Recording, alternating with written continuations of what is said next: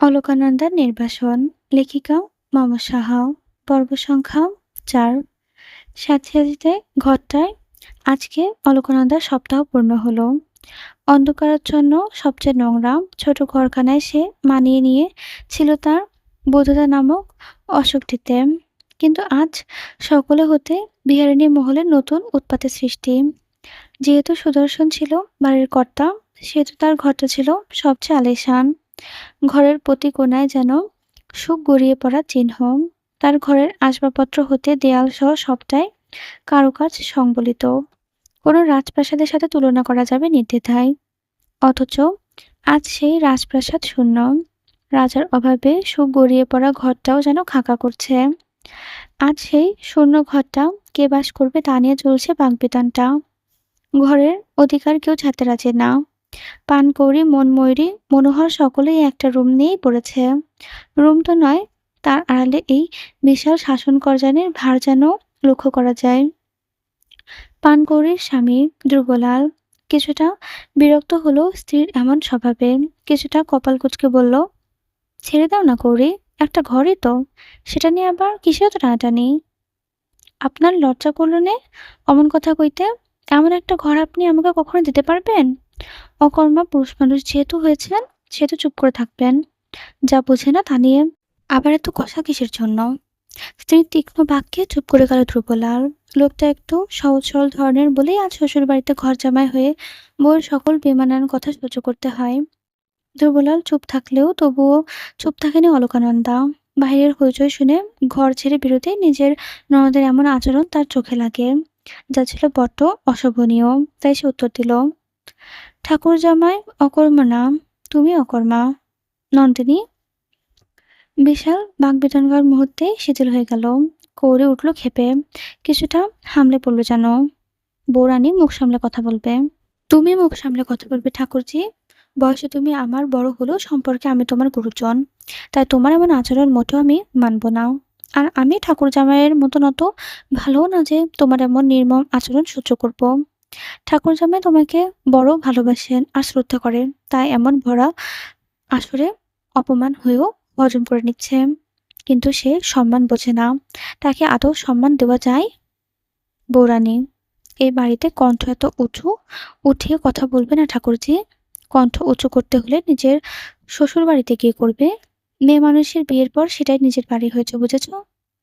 অলকানন্দার শব্দের তীক্ষ্ণ বাণে বিদ্ধ হয় পানকৌড়ি। উঁচু মাথা নুয়ে যায় অবলীলায়। কথা বাড়ানোর সাহস পায় না বাড়ির দুই মেয়ে। তা দেখে বিজয়ী হাসি হাসি মনোহর। ঘরটা বোধহয় এবার আর ভাগী হলো। কিন্তু তার এই হাসি দীর্ঘস্থায়ী হলো না। অলকানন্দা আর আগের প্রশ্নবিদ্ধ করলো তাকে, ঠাকুরপো, ঘরখানে কি তুমি নিতে চাও? মনোহর সাথে সাথে মাথা নিচ করলো, আহ্লাদে আটখানা হয়ে বলল, হ্যাঁ বউ ঠাকুরন, এ বাড়িতে ছেলে বলতে তো আমিই আছি। এটাতে তো আমার অধিকার আছে, তাই না বলুন? মনোহরের গদগদ কণ্ঠে হাসল অলকানন্দা। মাথা উপর নিচ করে বলল, তা জীবনেও তো দেখলাম না বাড়ির কোনো কাজ করতে, আর এখন অধিকার নিয়ে হইচই ঠাকুরপো। এই ঘরে কেউ থাকতে পারবে না। আমার স্বামী বেঁচে থাকাকালীন অনেক পরিশ্রম করেছে। তার পরিশ্রমে তো আর এই শখের ঘর তৈরি হয়েছে, তাই না? মৃত্যুর পর এটাও ছাড়বে না, তা তো হতে পারে না। এই রুমে কেউ থাকতে পারবে না মানে কেউ না। মানুষটা তার অল্প জীবনে অনেক শ্রম করিয়েছে, আর এই শ্রম এমন মিশে যেতে পারে না। অলকানন্দার কথায় চোখ বড় বড় করে তাকালো সকলে। সুরবালা ঠোঁটের কোণে সূক্ষ্ম এক হাসি রেখা দেখা মিলল। সে বরাবরই বুঝে এসেছে তার পুত্রবধূর মনে তার পুত্র সম্পর্কিত কোনো অনুভূতি নেই, অথচ আজকের কথায় তা মোটেও মনে হলো না তার। মনোহরের চোখে মুখে কিছুটা রাগ দেখা গেল। রাগ দেখা দিল নন্দন মশাইয়ের মুখমণ্ডলেও। সে তো প্রায় খেকিয়ে উঠে বলল, তোমার কথায় কি এখন সব হবে নাকি? কোন মুখে কথা বলো তুমি? কথা বলার অধিকার আছে আমার। সেটা আমার স্বামী তো তার সাথে চিতায় নিয়ে যায়নি, সেই অধিকারই বলছি। আগে মেয়ে মানুষের বলে এত কথা, লজ্জা মোটেও নেই। পিসিমার বিশ্রী গালিতেও হাসল অলকানন্দা। মাথায় ঘোমটা আর একটু টেনে বলল, শুনেছি রতনের রতন চেনে। আমি যে এসব মেয়ে মানুষ আপনি কিভাবে চিনলেন? তাহলে কি? অলকানন্দার কথা সম্পূর্ণ হওয়ার আগে একটা সুরেলা মেয়েলি কণ্ঠ ভেসে এলো। তাহলে বলা যায় মাগিই হবে। মাগি চিনেছে তাহলে। সুরেলা মেয়ের কণ্ঠে চমকে উঠল উপস্থিতি সকলে। কণ্ঠের মালিকের দিকে তাকাতে একটা সুন্দর নারী মূর্তি মুখমণ্ডল দৃষ্টিগোচর হলো। লক্ষ্মী দেবী হতভম্ব চোখে চেয়ে রইল ক্ষণকাল। তরঙ্গিনী, তুই আমারে অমন কথা কইতে পারলি? তরঙ্গিনী নামের মেয়েটি লতার মতন অর্ধখানি হাসিতে লুটোপুটি খেল। নীল রঙের চকচকে শাড়িখানায় আঁচল দোলাতে দোলাতে বলল, তোমারে আমি অমন কথা কইতে পারি জেঠি? তুমি হলে গিয়ে সতী সাবিত্রী নারী। কথায় যেন ঠাট্টার ছোঁয়া ছিল। লক্ষ্মী দেবী মনে মনে বড্ড নারাজ হলেন বোধ হয়। কথা না বাড়িয়ে চলে গেলেন নিজ ঘরে। বিরাট কথোপকথনের ভাড়া পড়ে গেল সেখানে। তরঙ্গিনী নামক নারীটিকে দেখে সকলেই খুশি হলো না সুরবালা। তার চোখে মুখে একটা বিরক্ত ভাব যেন লিপ্ত ছিল। যে যার মতো চলে গেল, দাঁড়িয়ে রইল অলকানন্দা। তরঙ্গিনী দেহ দুলিয়ে দুলিয়ে আয়েসি ভঙ্গিতে এগিয়ে এলো অলকানন্দার দিকে। অলকানন্দার পায়ের নখ দেখে মাথার চুল অব্দি পরক করলো, আপন মনে বলল, তোমার রূপ কমাতে চেষ্টা করেছিল নাকি নন্দা? কিন্তু স্বয়ং ঈশ্বরচারের রূপ ঢেলে দেয়, তার রূপ কমানোর সাধ্যি কারো আছে বলো? তোমার তো রূপ বাড়ালো আরো। প্রেমিক পুরুষ মরলেও কি রূপ বাড়ে নাকি? অলকানন্দার কথা উচ্চস্বরে হেসে উঠল তরঙ্গিনী। অলকানন্দা থতনি ধরে বলল, তোমারও তো দেখলাম ভালোবাসা বেড়েছে। স্বামী মরলে কি প্রেম বাড়ে নাকি শরীরের ক্ষুধা বাড়ে? হুম? অমন ক্ষুধা তরঙ্গিনীর থাকে, অলকানন্দার না। তরঙ্গিনী এবার অবাক হলো। অলকানন্দা যে কথার উত্তরে দারুণ কথা বলতে শিখেছে তা সে হয়তো ভাবতেও পারেনি। দিন পেরিয়ে রাত হলো। প্রকৃতি তখন ঝিমিয়ে এলো দারুণ ক্লান্তিতে। অলকানন্দা শুয়েছিল তার বিছানায়। তন্মধ্যে ঘরের উপস্থিতি হলো প্রসাদ। এসে বরাবরের মতো দরজার শব্দ তুলল। তার উপস্থিতি জানালো দিল। অলকানন্দা ঘাড় ঘুরিয়ে তাকালো। প্রসাদকে দেখে তৎক্ষণাৎ উঠে বসল। ব্যতিব্যস্ত কণ্ঠে বলল, আসুন আসুন। প্রসাদ গম্ভীর স্বরে ভেতরে প্রবেশ করলো। রাশভারী কণ্ঠে বলল, পড়াশোনার ব্যাপারে তো কিছু জানলে না। আগামী বুধবার আপনার পরীক্ষা। হাতে আর 4টে দিন অবশিষ্ট আছে। অলকানন্দা মাথা উঁচু করতেই মুহূর্তে মাথা ঘুরে উঠল তার। হাড় ভরে বমি করে ভাসিয়ে ফেলল জমিন। আকস্মিক ঘটনা হতভম্ব প্রসাদ। অলকানন্দার অসুস্থ কণ্ঠে ছুটে এলো তরঙ্গিনী, সুরবালা সহ বাকি রমণীগণ। কৃষ্ণপ্রিয়া গিয়ে জড়িয়ে ধরল মেয়েটাকে। আর্তনাদ করে উঠল লক্ষ্মী দেবী, ও মা বউ, তুমি কি পোয়াতে হলে নাকি? বিহারিণী মহলের ভেতরে কবিরাজ ডাকা হলো। গোমুট চেহারা নিয়ে দাঁড়িয়ে রইলেন এক একজন মানুষ। প্রায় বেশিরভাগ মানুষই ভয়। মেয়েটার ভেতর না আবার নতুন করে প্রাণ চলে আসে। কবিরাজ বিজ্ঞ হাতে পরীক্ষা নিরীক্ষা করলেন। কতক্ষণ নিজের অভিজ্ঞতা নিয়ে অলকানন্দাকে পরখ করে নেন। অলকানন্দার ভেতর কোনো ভাবাবেগ দেখা যায় না। বয়স্ক কবিরাজ তা দেখে ভ্রু কুঁচকালো। একই গ্রামের বিদেশে অলকানন্দা ছোটবেলা থেকেই চেনে। তার সেই সুবাদে প্রশ্ন করল, নন্দু, তুই ভয় পাচ্ছিস না? কবিরাজের প্রশ্নে ডানে বামে মাথা নাড়ল অলকানন্দা, যার অর্থ নাম। কবিরাজ অলকানন্দার এমন উত্তরে কুঁচকানো ভ্রু আরো কুঁচকে ফেলল। আবার প্রশ্ন তুলল, ভয় পাচ্ছিস না কেন? তোর বয়স কম, তার উপর তোর স্বামী নেই। এখন যদি নতুন একটা প্রাণ দেখা দেয় তোর ভেতরে, কিভাবে বাঁচবি বল? তোর তো এখনো নিজেই ঠিকানা হলো না। দাদু, এমন কিছু যে আদৌ হয়নি তা তুমিও জানো, আমিও জানি। আমি বলেছিলাম না ওদের যেন ডাক্তার বৈদ্য না ডাকে, তবু ওদের মনের খুঁতখুঁত পরিষ্কার করতে তোমাকে এনেই ছাড়লো। তুই কিভাবে বুঝলি এমন কিছু হবে না? অলকানন্দা এহেন প্রশ্নে একটু অস্বস্তি বোধ করল। তার চোখে মুখে দেখা দিল সেই অস্বস্তির ছায়া, যা দেখে অভিজ্ঞ রহজলাল কথা বুঝে গেলেন। অতঃপর অলকানন্দার মাথায় হাত বুলিয়ে বলল, তোর জীবন যদি সহজ হোক এই প্রার্থনাই করি। তোর ধারণাই ঠিক, তোর তেমন কিছু হয়নি। খাবার দাবার সঠিক পাচ্ছিস না বলে শরীর দুর্বল হয়ে গেছে। সাবধানে থাকিস। জওহরলালের কথায় ঘাড় নাড়ে অলকানন্দা। অতঃপর আরাম করে শরীর এলিয়ে দেয় মাটিতে বিছিয়ে রাখা শীতল পাটির খাতায়। জওহরলাল ততক্ষণে ঘর ছেড়ে বাহিরে চলে গিয়েছে। বাহির থেকে ভেসে আসে সকলের হরেক রকম কণ্ঠস্বর। তা শুনে হাসে অলকানন্দা। তার একটু শরীর অসুস্থতায় যে সকলের ঘুম কেড়ে নিয়েছে তার বুঝতে বাকি রইল না তার। অথচ এই চিন্তা শরীর নিয়ে না, এই চিন্তা সম্পত্তি নিয়ে। যদি সম্পত্তির ভাগীদার চলে আসে তবে তো সকলের মাথায় আকাশ ভেঙে পড়বে। অলকানন্দা চোখ বন্ধ করে ফেলে আপন মনেই চোখের ওপর ভেসে ওঠে তার বৈবাহিক জীবনের ১ম রাতের কথা। যে রাতের ঘরে স্বামী প্রবেশ করার কথা, সে রাতে তার ঘরে প্রবেশ করেছিল স্বামীর মনোরঞ্জন করা নারী তরঙ্গিনী। মাঝখানে মতন দেহখানি তুলিয়ে এগিয়ে গিয়েছিল তার কাছে। অলকানন্দা তখন নতুন বউ। নির্বিকার তার দৃষ্টিভঙ্গি। তাকে দেখে তরঙ্গিনীর মুখ যেন কেমন বিকৃত করল এবং কেমন বাজে ইঙ্গিত বলল, রূপ তো আর দেহ ধরে না, কি আকর্ষণ শরীরের! আমার নাগর নাম আবার এই দেহে আটকে যায়। অলকানন্দা তখন লজ্জায় ঘৃণায় শরীরে আলাদা শিহরণ বয়ে যায়। তরঙ্গিনী তখন খিলখিল করে হেসে বলে, কার জন্য এত শ্বাস তোমার? আমি অনুমতি না দিলে তোমার স্বামী নামক পুরুষ একটা পাও ফেলে না এ ঘরে। তোমার স্বামী আমায় ভালোবাসে। অলকানন্দা তখন মুখ চোখ শক্ত করে ফেলেছিল। তরঙ্গিনী তা দেখে কত হেসে না লুটোপুটি খেল। তারপর কোমর দুলিয়ে বেরিয়ে গেল ঘর ছেড়ে। কিন্তু তরঙ্গিনীর কথাই সেদিন সত্যি হয়েছিল। সত্যি সুদর্শন নতুন বধূকে চির অপেক্ষায় রেখে আর পা দেয়নি নিজ ঘরে। রাত তখন মাঝারি। লাজ লজ্জা জলাঞ্জলি দিয়ে অলকানন্দা ফুলে সজ্জিত ঘরে উপস্থিত হয় তার শাশুড়ি সুরবালা এবং শক্ত কণ্ঠে আদেশ করেন যেন এক্ষুনি তার স্বামীকে নিজের ঘরে নিয়ে আসে। নতুন বধূ শাশুড়ির আঁকা ফেলতে না পেরে আধা হাত ঘোমটা টেনে বেরিয়ে যায় স্বামীর উদ্দেশ্যে। এই বিরাট বাড়ির একটা কোণার রুমে নিজের স্বামীকে পায় তরঙ্গিনীর সাথে, যারা অপবিত্র সুখে নিমজ্জিত ছিল। অলকানন্দার তো চোখ দুটো তখন অশ্রুতে টইটম্বল। যে মানুষটাকে নিজের স্বামী হিসেবে পেয়েছে তাকে অন্য কোনো নারীর সাথে কেই বা সহ্য করতে পারে? সেদিন অলকানন্দার অশ্রু দেখে হেসেছিল তরঙ্গিনী।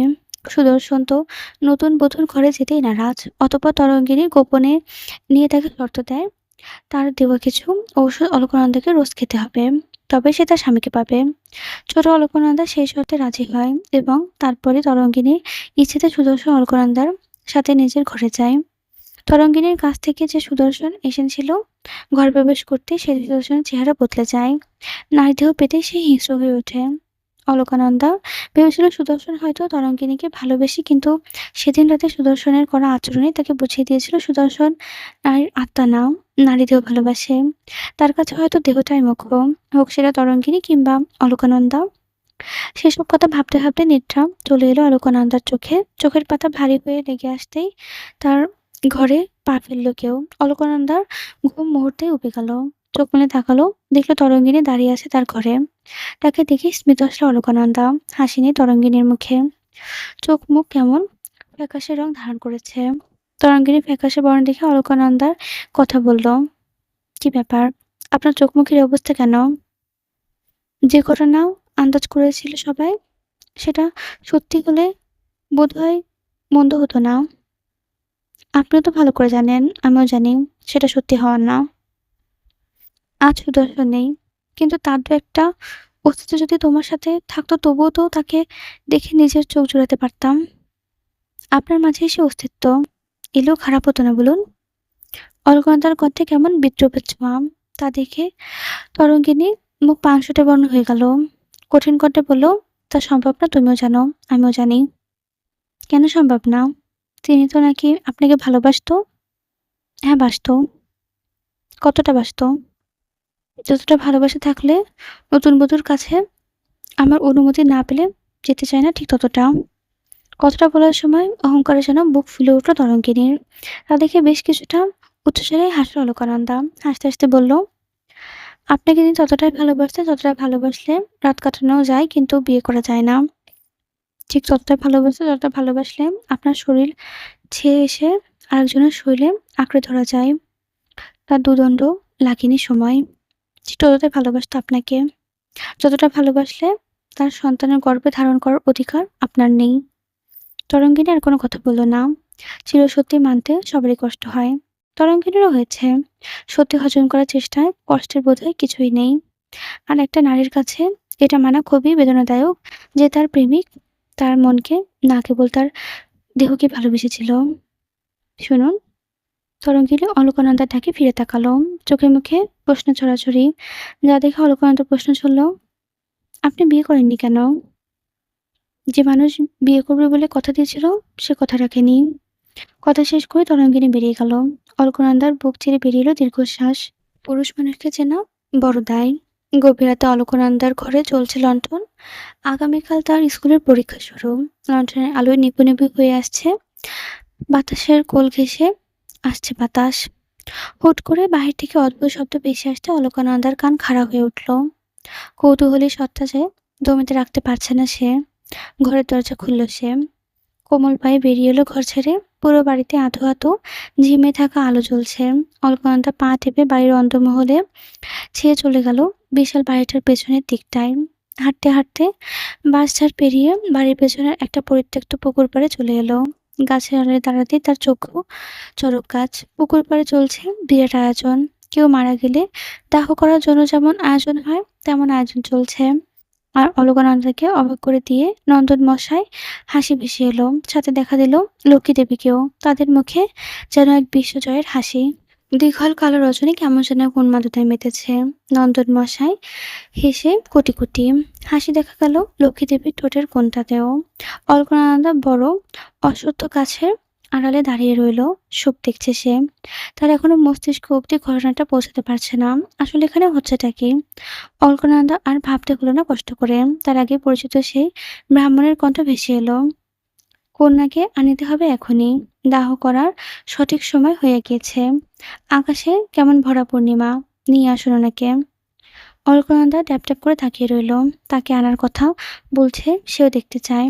ব্রাহ্মণের আদেশ পেতে লক্ষ্মীদেবী হন্তদন্ত পায়ে ছুটে গেল কোথাও একটা। গম্ভীর আধারে মিশে গেল লক্ষ্মীদেবীর সুন্দর দেহটা। অলকানন্দা গম্ভীরভাবে অপেক্ষা করল। ঠিক কাকে এখানে আনা হবে সেটা জানার আগ্রহ তার। অলকানন্দার অপেক্ষার সমাপ্তি ঘটল ঠিক মিনিট পাঁচেক পরেই। লক্ষ্মীদেবী ছুটে আসতে দেখা গেল হন্তদন্ত পায়ে। হাঁপিয়ে গেছে মানুষটা ছুটতে ছুটতে। অলকানন্দা এতক্ষণে অপেক্ষার বিশ্রাম দিয়ে উচ্চস্বরে কাঙ্ক্ষিত বাক্য, ও মেয়ে তো ঘরে নাই, কোথায় গেল ও? ঘুমের চলে দেখেছিলাম, এখন দেখি ঘরে নাই। লক্ষ্মীদেবীর কথায় চমকে গেল নন্দন মশাই। কিছুটা উচ্চস্বরে বলল, কি? নন্দন মশাইয়ের কথা যেন আকাশ ভেঙে পড়ল। কথাটা সে মোটেও আশা করেনি যেন। ব্রাহ্মণ ঠাকুর উঠে দাঁড়ালো, ধমকে বলল, এত যোগ্য আয়োজন করিয়া এই কথা বলিলে কোনো লাভ হবে? যেখানে হইতে পারিবেন সেখান হইতে তাহাকে নিয়ে আসুন। আমিও মেয়েকে পুরো বাড়ি খুঁজে পেলাম না। কোথাও তার টিকিটও খুঁজে দেখতেছি না। ও কি পেয়ে গেল? কোথায় গেল ও? পালিয়ে যায়নি তো? অলকানন্দা হয়তো বুঝতে পারলো ঠিক কাকে খুঁজছে এই তিনজন মানুষ। তাদেরকে আর আস্ত হতে দিতে যাবে না। অলকানন্দার গাছের আড়াল থেকে বেরিয়ে এলো। ভাবতে ভাবতে হেঁটে এলো তাদের সামনে। অলকানন্দা এখানে কেউ আশা করেনি, যার ফলস্বরূপ ভূত দেখার মতো চমকে উঠল তারা। যা দেখে খিলখিল করে হেসে উঠল অলকানন্দা। আজ তার মাথায় ঘোমটা নেই, আঁচলটা গড়াচ্ছে মাটিতে। এমন সুন্দর হাসিতেও মেয়েটাকে কেমন ভয়ঙ্কর দেখাচ্ছে। লক্ষ্মীদেবী প্রথমে ভীত হলেন। জঙ্গল থেকে ভূত পেতে এসে পড়েছে ভেবেই দিলেন চিৎকার। বারংবার বলতে লাগলেন, রুখে করো মা, রুখে করো। নন্দন মশাই আর ব্রাহ্মণ ঠাকুর ড্যাপড্যাপ করে চেয়ে রইল। অলকানন্দার হাসি যেন প্রকৃতিই ঝঙ্কার তুলল। গা শিরশির করে প্রবাহিত হতে লাগলো কেমন অনুভূতি। তাদের এমন ভীত অবস্থা দেখে অলকানন্দা প্রথমে বলল, কি পিসিমা, পড়বে না আমায়? লক্ষ্মীদেবী সংশয় নিয়ে চাইল অলকানন্দার পানে। বিড়বিড় করে বলল, ও তুই এত রাতে এখানে কি করিস? ও মা, আপনারা এত সমাদর করে আমাকে পোড়ানোর ব্যবস্থা করেছেন, আমি হলে কেমনে হবে? বাজে দেখান তো। এই এলুম তো, করুন কাজ। অলকানন্দার কথায় থমথমে খেয়ে গেল সকলে। লক্ষ্মীদেবী আমতা আমতা করে বলল, এসব কি বলিস বাছা? এগুলো তো তোরে কেন বলবো? আপনি আমাকে খুঁজতে গেলেন, অথচ এখন এসব বলছেন পিসিমা? মিথ্যা কথা বলা কিন্তু মহাপাপ। চলেন পিসিমা, আমি বেধবা দেখে আমাকে পড়তে চাচ্ছেন? আপনি তো বেধবা। চলুন, আজকে দুজন একসাথে পড়ব। আসেন পিসিমা, আসেন। আজকে কাকাবাবু আর ঠাকুর মশাইয়ের সব পূর্ণ করে দিব আজকে। আসেন। লক্ষ্মীদেবী ভীত হলে দ্রুত ছুটে গেলেন। আজ অলকানন্দার ভীষণ ভয় লাগছে তার। মেয়েটা যেমন তা একটু পিছন ফিরতেও দিচ্ছে না যেন। অলকানন্দা ব্রাহ্মণ ঠাকুর আর নন্দন মশাই দিকে তাকালো। তারা গম্ভীর পায়ে হেঁটে চলে গেল। অলকানন্দা এতক্ষণে ঠোঁট খেলতে থাকা হাসির রেখা হ্রাস পেল। বুক চিরে বেরিয়ে দীর্ঘশ্বাস। আজ সে জেগেছিল বলে বেঁচে গেল। যদি ঘুমিয়ে থাকতো তবে তো তার এই ঘুমিয়ে আর কখনো ভাঙতো না। নিজের এত সৌভাগ্য দেখে কানা পেল অলকানন্দার। দীর্ঘ হিসেবে ছোট জীবন তার, দুঃখে প্রশস্ত এত বেশি কেন?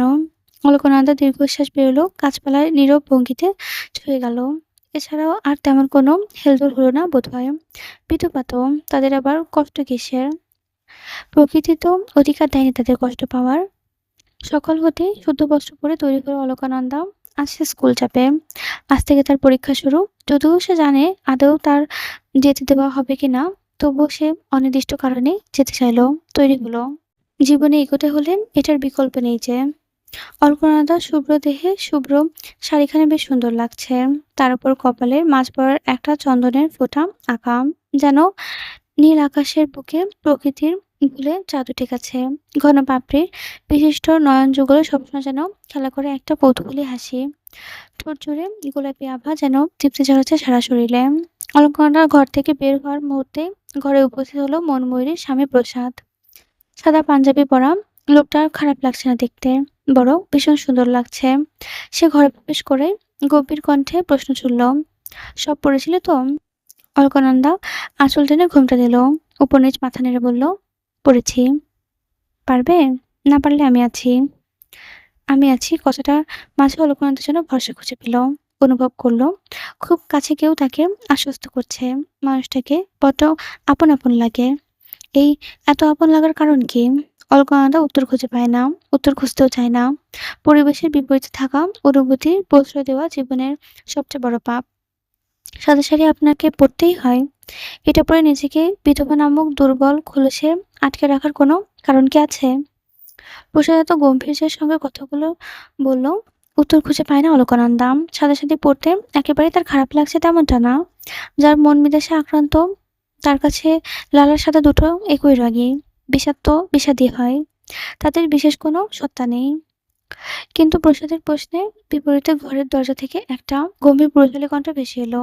সাদা কি কেবল বিধবাই বোঝায়? অথচ পবিত্রতার প্রতীক সাদা। মাস্টারমশাই কি সেটা জানে না? মাস্টারমশাইয়ের দৃষ্টিভঙ্গি বদল প্রয়োজন। অলকানন্দাকে বিধবা নামক সে কোলে আঁকড়ে ধরতে পারবে না কখনো। তার সাদাটা তার জন্য কেবল শান্তি আর পবিত্রতার বহন করে।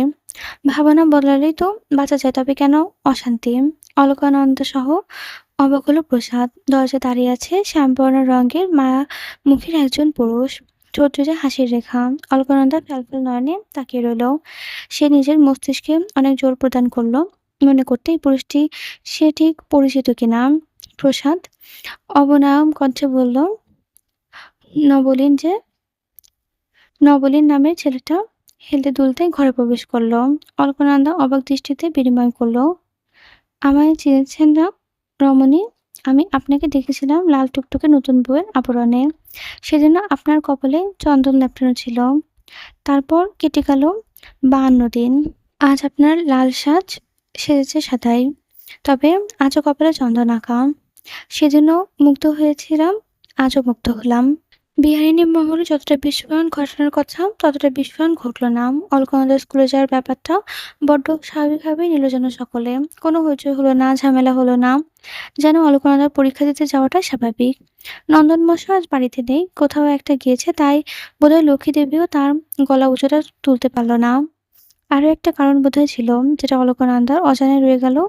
স্কুলে দেরি হচ্ছে বিধায় সে শাশুড়ি ও কাকি শাশুড়ির পা ছুঁয়ে প্রণাম করে প্রসাদের পাশাপাশি বেরিয়ে গেল। দূর হতে মনময়ূরী বিরস মুখে দেখল সবটা। তার বুক কাঁপে। তার বিয়ে হয়েছে কতদিন হলো? 4 কিংবা 5 মাস, অথচ এই অবধি স্বামীর মন পেল না। একটা মেয়ের কাছে স্বামী তার জীবনের সবচেয়ে বড় অলংকার, অথচ তার এই অলংকারই নড়বড়ে। এই ঘরে কথা কি বাইরে কোনো কাছে বলা যায়? নিজের এই গোপন ব্যথা সে সদা গোপনেই রাখে। মানুষ জেনে গেলে যে সমস্যা। অলকানন্দার সাদা আঁচলের ঘোমটা খানা হালকা বাতাসে একটু হেলে দুলে উঠল। প্রসাদ সেদিকে মুগ্ধ চোখে তাকালো, বিভোর হয়ে বলল, আপনি এত সুন্দর কেন অলকানন্দা? অলকানন্দা ভীষণ অস্বস্তি হলো। যতই হোক প্রসাদকে সে বড্ড সম্মানের চোখে দেখে। মেয়েটার চুপ থাকতে দেখে প্রসাদ হাসলো। বুকের মাঝে চেপে রাখা মোটা বইটি বিজ্ঞ ভঙ্গিতে চোখ বুলিয়ে বলল, সকালে যে কথা বলেছে সেটা কি ছিল বলুন তো? অলকানন্দা হুট করে সকালে সেই পুরুষটার কথা মনে পড়ল। চোখ উল্টিয়ে ঠোঁট বাঁকিয়ে জিজ্ঞেস করলো, কে? প্রসাদ উত্তর দেওয়ার আগেই তার স্কুলের সামনে পৌঁছে গেল। পরিচিত সহকর্মীদের পেয়ে প্রসাদ গম্ভীর মুখে সেখানে এগিয়ে গেল। সে স্কুল আর বাড়িতে কখনোই এক করে না। অলকানন্দা মাথা নত করে নিজের শ্রেণীকক্ষের দিকে এগিয়ে গেল। তাদের গ্রামের খুব অল্প সংখ্যক মেয়ে স্কুলে পড়ে। তার মাঝে ওদের ক্লাসে সবচেয়ে কম। কারণ এতটুকু অবধি কেউ পড়াশোনা করে না। অলকানন্দার ক্লাসে ঢুকতেই সকলে চোখ ছানাবড়া হয়ে গেল। বেশ তাজ্জব দৃষ্টিতে সকলে তাকিয়ে রইল তার দিকে। যে মেয়েটা স্বামীর শোকে ঘরের এক কোণে বসে জীবনকে তুচ্ছ ভাবার কথা, সে মেয়েটা কিনা জীবনকে মূল্যবান করতে স্কুলে এসেছে। এর চেয়ে আশ্চর্যজনক ঘটনা যেন পৃথিবীতে দুটি নেই। সকলে ড্যাব ড্যাব করে তাকিয়ে রয়েছে তার দিকে। অলকনন্দা খানিকটা অস্বস্তি হলো। সে মাথায় কাপড় কিছুটা টেনে নিয়ে নিজের এক মনে এক মেয়ের সহপাঠীর কাছে গিয়ে বসল। কিন্তু তখনই ঘটল অপ্রত্যাশিত একটি ঘটনা। অলকনন্দার মেয়ের সহপাঠী তড়িৎ গতিতে উঠে দাঁড়ালো। প্রায় নাক মুখ কুঁচকে বলল, ছি ছি নন্দা, তুমি বিধবা মেয়ে মানুষ হয়ে আমার সাথে বসেছ কেন? আক্কেল জ্ঞান কি সব বিসর্জন দিয়ে এসেছ? তোমার না অসুচ? আমাদের দিলে তো অসুবিধা হবে। অসুস্থ করে দেবে নাকি? অলকানন্দার সহপাঠী আমার আচরণ তো হতভম্ব প্রায়। বিস্মিত নয়নে জোর করে ফেলে করে তাকিয়ে রইল। কিছু বলার ভাষা তার হারিয়ে ফেলে গেছে। অলকানন্দা চুপ থাকতে দেখে মেয়েটার গলার স্বর আরেকটু উঁচু করল। এখনো দাঁড়িয়ে আছো কেন ভাই? এখান থেকে সরে দাঁড়াও তো। কি বিরক্তিকর অবস্থা। এবার অলকানন্দার মস্তিষ্ক ব্যাপারটা আয়ত্ত আনলো। ভীষণ অপমানে গায়ে কাটা দিয়ে উঠল অলকানন্দা। চোখ মুখ শক্ত করে বলল, আমি সরব না। এখানে বসবো প্রতিমা। তোমার ভালো না লাগলে তুমি অন্য কোথাও গিয়ে বসতে পারো, যাও। অলকানন্দা শক্ত কণ্ঠের দাপটে প্রতিমা নামের মেয়েটা কিছুটা হোঁচট খেলো যেন। ঠিকই দমে গেল না, তবে বরং এতক্ষণে যতটুকু কোমলতা ছিল অবশিষ্ট রাখলো না সেটুকুও চেঁচিয়ে উঠল, তোমার লজ্জা করে না এমন করতে? কই স্বামী বলেছে তাতে অসৎ পালন করবে না, তুমি কিনা চলে এসেছো অশুদ্ধ শরীর নিয়ে, আবার বড় বড় কথা বলছো। এমন মেয়ে মানুষের মুখে থুতু ফেলি। শেষের বাক্যটা অলকানন্দার গায়ে ঘৃণিত অনুভব হতে সপাটে এক চর বসিয়ে দিল মেয়েটার গালে। পুরো রুম স্তব্ধ।